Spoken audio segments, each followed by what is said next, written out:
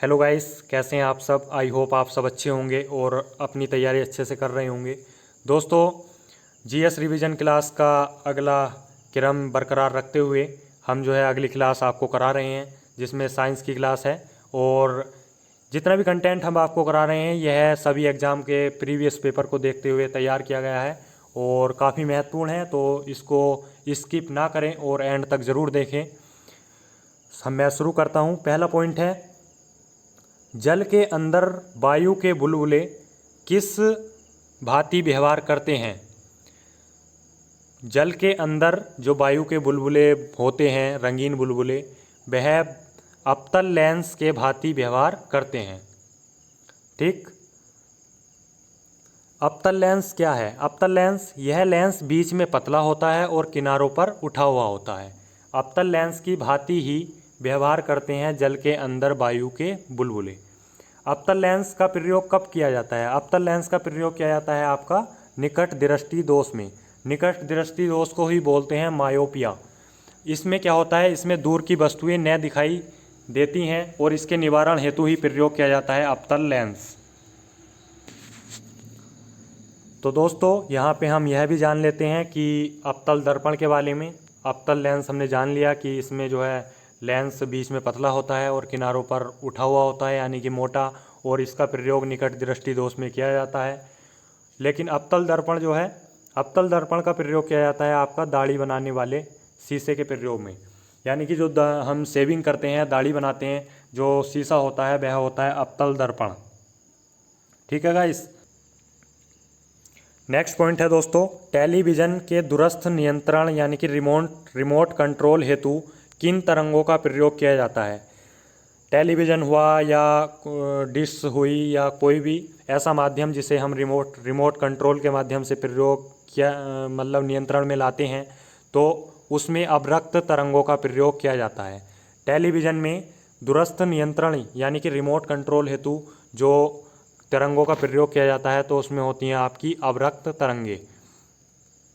अवरक्त तरंगे विद्युत चुंबकीय विकिरण में प्रयोग होती हैं। कुहरे में जो फोटोग्राफी की जाती है उसमें अवरक्त तरंगे होती हैं। और रोगी की जो सिकाई की जाती है, जो रोगी की सिकाई की जाती है, ऊपर से तरंगे डाली जाती हैं, तो उसमें भी अवरक्त तरंगे होती हैं। क्वेश्चन बनेगा, टेलीविज़न के दूरस्थ नियंत्रण हेतु यानी कि रिमोट कंट्रोल हेतु किन तरंगों का प्रयोग किया जाता है, तो वे होती हैं अवरक्त तरंगे। नेक्स्ट पॉइंट है, ऊर्जा का रूपांतरण दिया हुआ है और युक्ति प्रक्रम, यानी कि किस प्रक्रम के द्वारा कौन सी ऊर्जा का रूपांतरण किस ऊर्जा में क्या होता है। काफ़ी महत्वपूर्ण है, आइए जानते हैं इसके। सबसे पहला है उसमें ऊष्मा से वैद्युत। ऊष्मा से जो वैद्युत में, मतलब जो ऊष्मा होती है वो वैद्युत में कन्वर्ट होती है, वो होती है सौर सेल के माध्यम से। आपने देखा होगा सौर पैनल। सौर पैनल जो होता है वह ऊष्मा लेता है सूर्य के प्रकाश से और उसको परावर्तित कर देता है वैद्युत में। तो सौर सेल एक उदाहरण है जो ऊष्मा को वैद्युत में बदल देता है। नेक्स्ट है वैद्युत से ध्वनि, यानी कि विद्युत से ध्वनि में परिवर्तन होना ऊर्जा का। यह रूपांतरण किस युक्ति के माध्यम से होता है, तो यह है लाउड स्पीकर। लाउड स्पीकर को आप जानते हैं हम विद्युत देते हैं और वह विद्युत बदल देती है उस ऊर्जा को ध्वनि में, जो हमें कानों में सुनाई देती है। तो विद्युत का ध्वनि में बदलना, यह युक्ति होती है लाउड स्पीकर में। नेक्स्ट है द्रव्यमान से ऊष्मा। द्रव्यमान से ऊष्मा यानी कि द्रव्यमान का ऊष्मा में कन्वर्ट होना, तो यह होता है नाभिकीय रिएक्टर के माध्यम से। नाभिकीय रिएक्टर का क्या कार्य करता है, यह द्रव्यमान को ऊष्मा में बदल देता है। नेक्स्ट है रासायनिक ऊष्मा से प्रकाश। रासायनिक ऊष्मा से प्रकाश में बदलना, यानी कि ईंधन का दहन होना। आप जानते हैं जब लकड़ी को जलाया जाता है तो वह उस रासायनिक ऊष्मा को प्रकाश में बदल देती है। नेक्स्ट पॉइंट है, यहाँ पे कुछ धातु दी गई हैं और उनके अयस्क दिए गए हैं, काफ़ी महत्वपूर्ण हैं और जो रिपीटेड हैं वहीं आपको कराए जा रहे हैं। तो जान लेते हैं कौन सी धातु का कौन सा अयस्क है। तो इसमें पहला अयस्क है बॉक्साइट। बॉक्साइट अयस्क है आपका एल्युमिनियम का। एसएससी स्टेनो 2014 में यह पूछा गया है, बॉक्साइट किस धातु का अयस्क है, तो यह है एल्युमिनियम। नेक्स्ट है क्यूप्राइट। क्यूप्राइट यानी कि पता चल रहा है नाम से ही, यह है कॉपर का, तांबे का। क्यूप्राइट कॉपर यानी कि तांबे का अयस्क है क्यूप्राइट। और नेक्स्ट है सिनेवार। सिनेवार है आपका पारा, जिसे बोलते हैं मरकरी। पारा मरकरी का अयस्क है सिनेबार। नेक्स्ट है कैलामाइन, कैलामाइन यानी कि जिंक जस्ता, जस्ते का अयस्क है कैलामाइन, कैलामाइन अयस्क है जिंक जस्ते का। नेक्स्ट है हेमेटाइट, हेमेटाइट हेमेटाइट याद कैसे रखेंगे, यानी कि हैमर, हैमर यानी कि हथौड़ा, हथौड़ा क्या होता है, लोहे का बना हुआ, तो हैमर यानी कि हेमेटाइट, और हेमेटाइट अयस्क किसका है, लोहा आयरन का। तो यहाँ पे याद रखेंगे एल्युमिनियम का हो गया बॉक्साइट, कापर का हो गया क्यूप्राइट, पारे का हो गया सिनेबार, और जिंक का हो गया आपका कैलेमाइन, और आयरन का हो गया आपका हेमेटाइट। काफ़ी महत्वपूर्ण है, इसको याद रखेंगे। नेक्स्ट पॉइंट है दोस्तों ध्वनि तरंगे। ध्वनि तरंगे के बारे में हम जान लेते हैं यहाँ पे, ध्वनि तरंगे का क्या काम है और यह किस प्रकार की तरंगे हैं। तो ध्वनि तरंगे आपकी यांत्रिक तरंगे कहलाती हैं। यांत्रिक तरंगे यानी कि चलायमान, चलायमान तरंगे यानी कि यांत्रिक तरंगे होती हैं ध्वनि तरंगे। और ध्वनि की चाल, जब ध्वनि चलती है तो यह किस माध्यम में सबसे ज़्यादा चलती है, ध्वनि की चाल सर्वाधिक होती है आपकी ठोस में, उसके बाद द्रव, उसके बाद गैस। यहाँ पे एक महत्वपूर्ण पॉइंट यह है कि एग्जाम में क्वेश्चन पूछता है कि ध्वनि की चाल किस माध्यम में नहीं होती है, तो वह है आपका निर्वात। निर्वात में ध्वनि की चाल नहीं होती है, जबकि ठोस, द्रव, गैस इन तीनों माध्यम में ध्वनि की चाल होती है। ध्वनि की चाल का और तापमान एवं आर्द्रता के बीच में संबंध जान लेते हैं। अगर वायु का तापमान बढ़ रहा है तो ध्वनि की चाल भी बढ़ेगी, अगर वायु की आर्द्रता बढ़ रही है तो वहाँ पे ध्वनि की चाल भी बढ़ेगी। क्वेश्चन पूछता है कि क्या वायु की तापमान बढ़ने पर ध्वनि की चाल बढ़ेगी, तो ऑफ कोर्स बढ़ेगी। ध्वनि की चाल बढ़ेगी यानी कि वायु की आर्द्रता बढ़ने पर ध्वनि की चाल बढ़ती है, और वायु का तापमान बढ़ेगा तो भी ध्वनि की चाल बढ़ती है। नेक्स्ट है ध्वनि की चाल, हम सभी जानते हैं ठोस में सर्वाधिक रहती है। तो ठोस में किस में सर्वाधिक रहेगी, तो वो है लोहा, लोहे में सर्वाधिक रहती है 5130 मीटर प्रति सेकंड। उसके बाद में वायु में बात करें तो वायु में रहती है ध्वनि की चाल 332 मीटर प्रति सेकंड। नेक्स्ट है जब हम किसी बंद हॉल में या किसी बंद कमरे में या किसी पहाड़ के समीप बोलते हैं तो हमें कभी कभी आभास होता है कि हमारी ही ध्वनि हमको टकरा कर के वापसी सुनाई देती है। तो प्रतिध्वनि सुनने के लिए कम से कम दूरी कितनी होती है, तो वह है 16.5 मीटर। अगर आप किसी बंद कमरे में 16.5 मीटर या किसी पहाड़ की रेंज में खड़े हैं तो 16.5 मीटर की दूरी पर आपको प्रतिध्वनि सुनने को मिलेगी। नेक्स्ट है ध्वनि का अवशोषण करने हेतु पिक्चर हॉल की दीवारें बनी होती हैं फाइबर ग्लास की। आप जानते हैं कि किसी भी सिनेमा हॉल में जब पिक्चर चलती है तो उसकी ध्वनि हमें जो है एक बार ही सुनाई देती है, मतलब प्रतिध्वनि सुनाई नहीं देती है, क्योंकि उसकी जो दीवारें होती हैं वो फाइबर ग्लास की बनी होती हैं।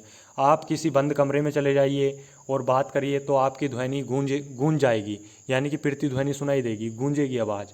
तो उससे बचने के लिए ही पिक्चर हॉल यानी कि सिनेमा हॉल की दीवारें तैयार की जाती हैं आपकी फाइबर गिलास से, जिससे कि और यह फाइबर ग्लास की जो दीवारें होती हैं यह ध्वनि का अवशोषण कर लेती हैं, जिससे कि जो मूवी है या जो वीडियो है उसकी आवाज़ आपको क्लियर स्पष्ट सुनाई देती है।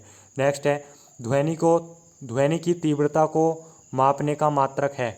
ध्वनि की तीव्रता मापी जाती है तो वह है डेसिबल। काफ़ी महत्वपूर्ण है, पूछ लेता है ध्वनि की तीव्रता का मात्रक है डेसिबल। ध्वनि की जो तरंगे हैं वो 3 तरंगे होती हैं, श्रव्य तरंगे, अपश्रव्य तरंगे, पराश्रव्य तरंगे। श्रव्य तरंगे इन्हें ऑडिबल बोलते हैं इंग्लिश में, और यह 20 से 20,000 हर्ट्ज के बीच की तरंगे होती हैं। इन्हें मनुष्य सुन सकता है, यानी कि मनुष्य में ध्वनि की श्रव्यता, ऐसी तरंगे जिन्हें मनुष्य सुन सकता है वो 20 से 20,000 हर्ट्ज के बीच होती हैं, जिन्हें श्रव्य तरंगे बोला जाता है। नेक्स्ट है दोस्तों अपश्रव्य तरंगे, जिन्हें बोलते हैं इंफ्रासोनिक। ऐसी तरंगे जिनकी आवृत्ति जो है श्रव्य तरंगों से कम होती है, यानी कि 20 हर्ट्ज से कम होती है, उन्हें बोलते हैं अपश्रव्य तरंगे। यह तरंगे भूकंप प्रघाती तरंगे होती हैं, यानी कि जब भूकंप आता है तो इन तरंगों का जो है यह तरंगे उत्पन्न होती है, तो इन तरंगों को बोला जाता है अपश्रव्य तरंगे। और जब हृदय कंपन करता है हमारा तो उसमें भी अपश्रव्य तरंगे जो हैं होती हैं। तो भूकंप आना और हृदय का कंपन होना, तो इस स्थिति में आपको सुनाई देती हैं अपश्रव्य तरंगे, जिन्हें बोलते हैं इंफ्रासोनिक। इनकी आवृत्ति 20 हर्ट्ज से कम की आवृत्ति होती है। नेक्स्ट है पराश्रव्य तरंगे, इन्हें अल्ट्रासोनिक तरंगे बोलते हैं। इनकी आवृत्ति 20,000 हर्ट्ज से अधिक होती है। पराश्रव्य तरंगों की आवृत्ति जो होती है वो 20,000 हर्ट्ज से अधिक होती है और यह चमगादड़ से उत्पन्न होती हैं। चमगादड़ से उत्पन्न होती हैं पराश्रव्य तरंगे, और यह अल्ट्रासोनोग्राफी चिकित्सा निदान में प्रयोग होती हैं। यानी कि चिकित्सा निदान में इनका जो है अल्ट्रासोनिक जो पराश्रव्य तरंगे हैं इनका प्रयोग किया जाता है। नेक्स्ट पॉइंट है सन, पटसन, जूट। ये 3 चीज़ें हैं, सन, पटसन, जूट। इनके तने से जो है रेशे का निर्माण किया जाता है। क्वेश्चन पूछेगा, 4 ऑप्शन देगा कि किसके तने से रेशे का निर्माण नहीं होता है, तो उसमें देगा सन, पटसन, जूट, कपास। तो उसमें कपास ऑप्शन लगेगा, क्योंकि सन, पटसन, जूट इन तीनों के तने से रेशे का निर्माण होता है, जबकि कपास के फल से रुई निकलती है। कपास के फल से निकलती है रुई, और सन, पटसन, जूट के तने से रेशे का निर्माण होता है। नेक्स्ट है दूध हुआ, खून हुआ, शहद हुआ। ये तीनों कोलाइड के उदाहरण हैं, जबकि आइसक्रीम में जिलेटिन का प्रयोग किया जाता है। ऑप्शन देगा कि आइसक्रीम में बनाने में जिलेटिन का प्रयोग किया जाता है, जबकि दूध, खून, शहद यह किसके उदाहरण हैं, तो यह एक कोलाइड के उदाहरण हैं। ठीक है, तो दोस्तों ये थी जीएस रिवीजन क्लास 3 की वीडियो। अगर आपको अच्छी लगी हो तो वीडियो को लाइक कीजिए, शेयर कीजिए, और जिस टॉपिक पर आपको वीडियो बनवानी है उस टॉपिक को आप कमेंट सेक्शन में कमेंट कीजिए, हमको बताइए। और आगामी जितनी वीडियो के नोटिफिकेशन आपको समय से मिल जाएं, इसके लिए आपको चैनल सब्सक्राइब कर लीजिए और बेल आइकन को ज़रूर दबाइए। Thank you for watching. Thank you so much guys.